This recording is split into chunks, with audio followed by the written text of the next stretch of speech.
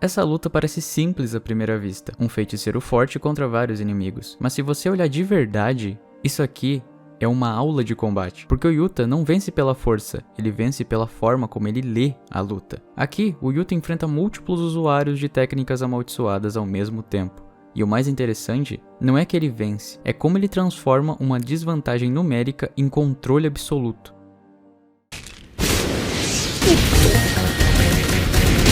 O Yuta já começa assumindo o papel de protagonista aqui. O cara ganha até um monólogo de protagonista, uma coisa que Yuji nunca teve devido ao ódio que o Akutami safado tem por ele. Monólogo de protagonista jamais, mas monólogo de vilão em uma cena incrivelmente sombria no lugar mais iluminado da obra, aí o Yuji tem toda a liberdade pra falar. Nesse monólogo, o Yuta fala que ele não quer mais ver pessoas morrendo e que elas também já estão no seu limite devido a Shibuya. E como ele sendo o sucessor do Gojo, ele precisa lidar com a porra toda e salvar o Gojo e todo mundo. Colocando 4 novas regras pro jogo do abate e acumulando 400 pontos pra isso. Basicamente o Yuta tá falando que ele quer fazer um grande genocídio de feiticeiros, porque fazendo as contas aqui, ele ganha 5 pontos pra cada feiticeiro morto, então 5 mais isso, mais aquilo ali, mais essa variável, ele precisa matar um total de 80 feiticeiros. Depois dessa fala diabólica, vamos pro Yuta sendo um bom moço, afinal ele ainda é o protagonista de um shonen. Ele salva as pessoas ali e vai levar elas pra um estádio que ele tá levando as pessoas que não são feiticeiros. O que me faz ficar com uma ideia na cabeça. O que esses desgraçados estão fazendo aqui? Existiu a escolha das pessoas comuns sobre ficar ou não na zona do jogo, tanto que teve aquele episódio onde o Kenjaku levou a amiga do Itadori pra fora da barreira. E não só ela, mas um monte de gente. Esse pessoal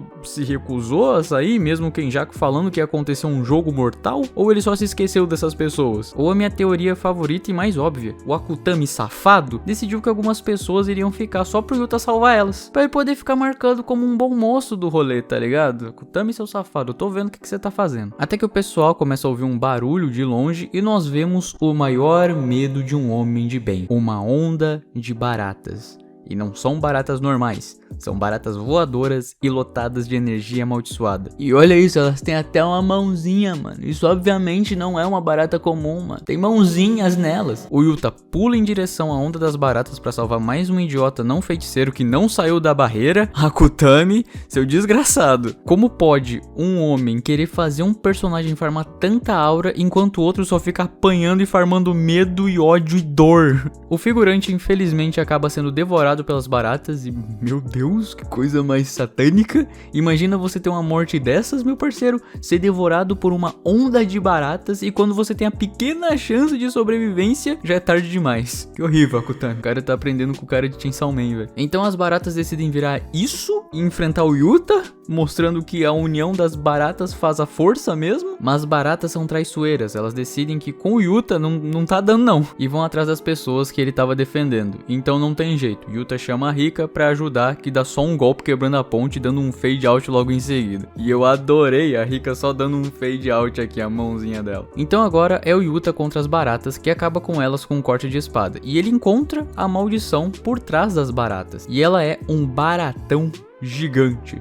O medo de qualquer homem de bem. Então vai ser o Baratão versus Yuta. Yuta entra em estado de ataque e o Baratão, eu adorei isso, ele vai duro até a direção do Yuta. Mas o Yuta corta o braço dela e faz umas pirueta muito doida. E ele percebe que ele está sendo observado de longe por 2 seres. E também ele sabe muito bem como lidar com o Baratão. Ele precisa usar energia amaldiçoada reversa, mas tem um problema. Ele não quer que os observadores saibam que ele consegue usar energia amaldiçoada reversa. Que dilema, hein? Será que eu uso minha energia amaldiçoada reversa pra acabar com essa batalha o mais rápido possível e aí depois eu lidar com os caras que estão me observando? Ou eu deixo o Baratão matar mais gente? Porque eu tenho certeza que essas baratas aqui que estão lutando contra o Yuta não são as únicas que estão na cidade matando pessoas. Sinceramente, Yuta, levando em consideração o que eu falei até agora há pouco, pra alguém que tá querendo cometer um genocídio em massa com os feiticeiros, tu tá pensando demais, meu parceiro. Tem mais umas pirueta que me faz acreditar que esse Yuta tá melhor que o Spider-Man quando o assunto é andar em prédios, até que ele acaba em um campo de feno e puta merda. A estrutura do Japão é bizarra. Até agora há pouco, eles estavam em um lugar cheio de parques e prédios, tá ligado? Um Ibirapuera da vida. E agora eles foram parar em um campo de feno no meio da cidade? Bizarro. O Yuta se vê nos tornados de baratas, exatamente o que você ouviu. tornados de baratas, e ele decide enfiar a espada no chão, soltando uma energia roxa bizarra, que acaba com o tornado de baratas, ou torata, ou baranado. Não sei, cara, tem literalmente um baratão na minha frente, tá tudo muito bizarro nesse momento. O Yuta soltou um roxo pela espada, meu parceiro, eu não tô entendendo mais nada. Então o baratão usa técnicas sujas, eu acho que isso era bem esperado de um literal baratão, né? E cega os olhos do Yuta, e agora ele vai ter que lutar com a katana com os seus sextos sentidos. E incrivelmente, não dá certo. Primeira vez que eu vejo algo que esse personagem não consegue fazer. Akutami. Bom. O baratão dá umas arranhadas no Yuta com a espada dele, criou umas espécies de larvinhas dentro do personagem, pelo menos foi isso que eu pensava, mas as larvas só saem do corpo do Yuta gritando de dor. Pra que serve isso, Akutami? Fazer ter nojo? Eu já tô vendo um baratão na minha frente. E agora o Yuta tá beijando o baratão, Akutami, seu nojento. O Yuta, sem nenhuma alternativa, beija o baratão e passa a energia amaldiçoada reversa pra ela. Assim, exterminando ela. Mas aparece uma mulher pelada logo em seguida. Tá, eu exagerei. Semi-pelada. Essa louca usa a quebra do espaço-tempo como roupas. Então, ela tá... Pensar sobre isso tá me dando dor de cabeça. E ela literalmente lança o Yuta pra longe, quebrando a realidade. E como se não tivesse sido muito a quebra de realidade, ela já teletransporta pro Yuta e lança mais longe ainda esse moleque. Depois de quebrar realidades e jogar e fazer o nosso Yuta de peteca, ela decide conversar. E sinceramente essa conversa não me interessa nem um pouco. Eu só fiquei pensando, claramente o pessoal da mapa só usou uma borracha pra fazer essa roupa dela. A roupa dela é literalmente um arquivo PNG, se tu parar pra pensar um pouco. E isso é muito louco. Ela parte pra cima do Yuta porque o Yuta pegou na ferida dela. O louco literalmente só chegou nela e disse: "Você não tem amigos, né?" Se fosse eu também, eu partiria pra cima na hora. Mas eles acabam sendo interrompidos pelo homem, o mito, Juliette, também conhecido como Ishigori pros íntimos e pros mais chatos de plantão. O Yuta e a mulher PNG decidem eliminar o Juliette primeiro porque olha o que esse homem fez em só alguns golpes. Esse homem claramente é um perigo maior que quebrar a realidade e o protagonismo do Yuta. E damn, Juliette tá fortinho, hein? O Yuta já chega dando um soco no Juliette, que já chega falando com o Yuta sobre fome. Já é informação vazada que o Yuta foi pra África, pelo visto. Mas infelizmente não foi informação vazada na real. Falar desse jeito sobre fome, comida, refeições e tal é o tipo da forma dele de se comunicar e ver seus inimigos como comida. Alguns como petiscos, os mais fracos, e outros como pratos principais, fortes mas não o suficiente. Mas até agora ele não teve uma sobremesa, delícia, um oponente final que derrotaria ele. Basicamente papo de louco isso aqui. Os malucos trocam soco, o Yuta voa longe mais uma vez. Coitado do homem, tá sendo feito de pipa, peteca, Beyblade. Ele gira bastante. O Juliette acaba destruindo o andar do prédio inteiro, que eu, ignorante, pensei, claramente nenhum deles vai sobreviver aí. Que burro da minha parte. Era claro que o cabelo do Juliette iria impedir ele de ser esmagado pelo concreto. E detalhe, nem desarrumou o cabelo. O Yuta usa os fios dos postes pra dar um impulso pra ele conseguir dar um socão no Juliette, mas ele não só pega o soco do Yuta, como começa uma trocação rápida e foda ali que, meu Deus, cinema, Akutami, cinema, isso aqui foi maravilhoso. Dessa vez o Juliette acaba sendo jogado pra fora do prédio e o Yuta, com um varal de roupa, luta contra o Juliette, que eu achei incrível. Juliette acaba torrando a mão do Yuta com o poder do topete, mas o Yuta se cura com a energia amaldiçoada reversa. E o Juliette nos dá um jump scare, aparecendo do nada atrás do Yuta e fazendo eles cair em uns trilhos de trem. E o Juliette pergunta da Rika. E o Yuta fala que ela estava ocupada lavando roupa. Então o Juliette faz a coisa mais impressionante que eu já vi.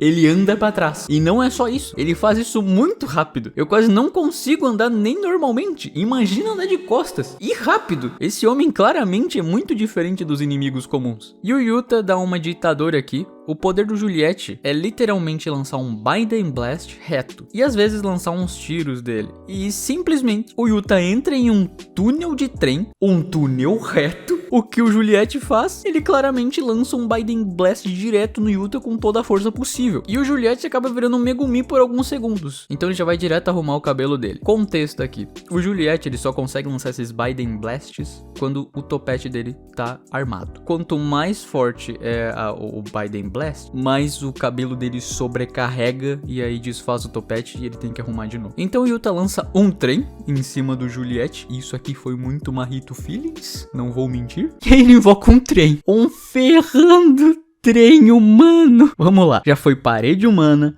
faca humana, feijão humano, marreta humana, espada humana e agora tem trem. Trem humano. Então o Juliette começa a achar que o Yuta vai poder ser a sobremesa dele. Delícia. Yuta novamente é lançado pra longe, mas óbvio, sem antes farmar uma aura com esse soco que ele tava dando no raio do Juliette. A mina PNG acaba pegando o Yuta no ar só pra lançar ele de novo pro chão. Estão fazendo Yuta de peteca. E se você acha que Juliette e a moça do PNG vão se juntar contra o Yuta, aqui não, meu parceiro. Aqui é todo mundo contra todo mundo. E aqui, meus parceiros, o Yuta começa a lutar sério. O bichão coloca o anel e invoca a Rika. Eu ia falar Rita. Momento contexto. Esse anel é o objeto que junta a Rika, maldição, com o Yuta. E no momento onde eles estão conectados, a energia do Yuta dá um pulo gigantesco e ele tem acesso a um tipo de arsenal que a Rika carrega. E basicamente, eles só ficam conectados por 5 minutos. E também ativa a habilidade secreta do Yuta, que eu vou mencionar mais pra frente. A Rika fofa, como sempre, sorri por ter sido invocada e coloca um tipo de armadura na mão do Yuta e parte pra cima da mina PNG. Enquanto ele vai pra cima do Juliette. E a partir de agora, o negócio fica louco. O braço de ferro impede que o raio do Juliette machuque o braço do Yuta. E a moça PNG transforma a rua que eles estão em ondas do mar. A Rika acaba batendo no Yuta sem querer e por conta disso ela vai pra cima da mina PNG com tudo, meu parceiro. Enquanto o Juliette faz um círculo de energia e vai pra cima do Yuta no soco bruto. Mas a moça PNG lança o céu neles todos. O céu. Lembra do galinho de Quiliro falando que o céu tá caindo? Então, aqui nunca fez tanto sentido quanto agora. E também a moça PNG decide trazer um casos de família pra roda. Contexto. Basicamente, os antepassados do Yuta executaram ela e os parentes do clã dela e agora ela quer descontar a raiva dela no Yuta. O moleque, milênios depois, que tem nada a ver com esse rolê todo. Uma coisa que eu achei boa foi que enquanto os casos de família aconteciam, Juliette enfrentava a rainha das maldições como se fosse uma segunda-feira qualquer, meu parceiro. Então os três decidem expandir domínios em uma cena muito épica. E aí o Baratão aparece. Também vem uma explicação de domínios. A Akutami sempre colocando as caixas de texto onde não foram chamados. Eu quero ver o Baratão, eu quero ver todo mundo morrendo lá. Ele nem entra dentro do domínio dos cabas, tá ligado? Ele nem faz isso. A primeira coisa que ele faz é só mostrar o Baratão invadindo o domínio dos loucos. Porra, Akutami... Aí você tá me... Os domínios são quebrados por conta da intromissão do Baratão. E o Juliette usa o Biden Blast pra eliminar a moça PNG e o Baratão. Fácil assim. E agora só sobrou Yuta, e a Rika e Juliette. E eu acho impressionante como o Akutami safado dá uma de Dragon Ball aqui. Como que esses 5 minutos ainda não passaram? O que é isso? É Frieza em Namekusei? O planeta explodirá em 3 minutos, Goku. 5 episódios depois o planeta ainda não explodiu. Então o Yuta entra em pose de Gojo, só porque ele pode, e o Juliette lança um Olhar 47, que pelas palavras da narradora, derreteu o coração do Yuta. Yuta novamente sendo o homem mais infiel da obra. Então o Juliette lança seu Biden Blast e o Yuta também. O que eu peço perdão, mas esse tanto de raios fez o site que eu tava vendo fazer a imagem virar isso aqui. Complexo utilizar sites ilícitos. Então depois da disputa de Biden Blast, o Yuta deixa pra Rika lançar um raio enquanto ele corre pra cima do Juliette. Mas o Juliette estava preparado e quando ele ia lançar o Biden Blast na fuça do Yuta, o Yuta usa a técnica de distorcer o céu da moça PNG. Contexto. Antes dessa luta contra o Juliette, a moça PNG tinha visto que o Yuta havia copiado uma das técnicas de alguém que ela conhecia.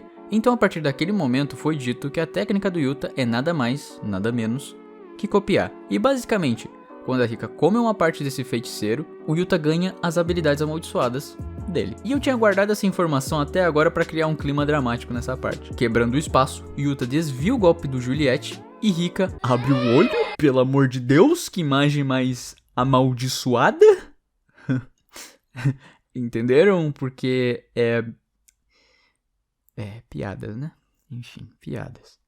E enfim, Rika e Yuta dão um soco lindo no Juliette e finalmente os 5 minutos acabam. Mas o Juliette não cai. Ele vê a Rika desaparecendo, dando um fade out do nada, e ele começa a tirar forças do Boga. E aí, meus amigos, o cinema acontece. Ele continua, mas agora no bruto. E é trocação pra cá, trocação pra lá, ao som da abertura, o que acaba deixando o momento mais lindo ainda, e Yuta vence. Porque aqui, Yuta usou a inteligência. Ele tinha desviado o Blinding Blast do Juliette, vocês lembram? Ele pegou o céu na mão e jogou para cima. E o raio, o que ele fez? Ele foi pra cima, fez a curva e voltou. E o Yuta marcou o local exato aonde esse raio iria cair. E aí, o raio volta pra baixo, acerta o Juliette em cheio, fazendo assim essa luta finalmente acabar.